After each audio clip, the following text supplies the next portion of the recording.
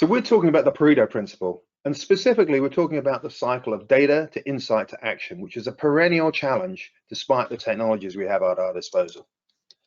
So we talked in our last episode about the enterprise data strategy, all the great technologies we have available, but they require a lot of human interaction, human effort, and there's some hurdles there. There's also the key question that if we can get all the data from all our applications into a big data lake and get it cleansed and harmonized, that the business can then ask any and all questions. We established that's actually not a valid assertion. The business questions themselves are difficult. We talked about this. We talked about this, a little example which reflects a microcosm of every business question. It sounds obvious, right? How many countries are there in the world? I don't know, I can Google it. Well, it turns out you can't. There's 6 valid answers. It's the same whether you're talking about customers, suppliers, orders, inventory, whatever. It's much more nuanced and complex than that. You need to be able to get all of their process knowledge and working practice knowledge out of the brains of your business experts, whatever technology you're using. And that is hard, and we don't have the time. So we're saying, in Pareto thinking, we've got to think differently.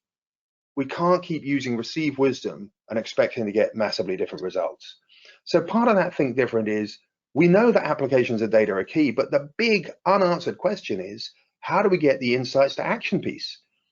And the answer is we absolutely need to understand the end-to-end global process, the stakeholders, the performance measures, the nuances and variants around practices, and that needs to be encapsulated somehow. We can't expect to ask people that all the time.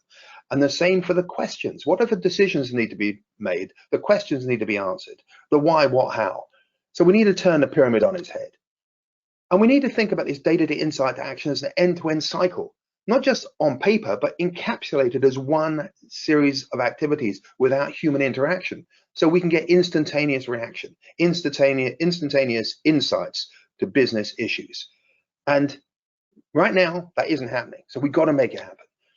And to do that, we have to be able to get business process and business working practice understanding encapsulated. We need to be able to get the semantics of the data model, the things that are important in a business context as a core, the data, the information.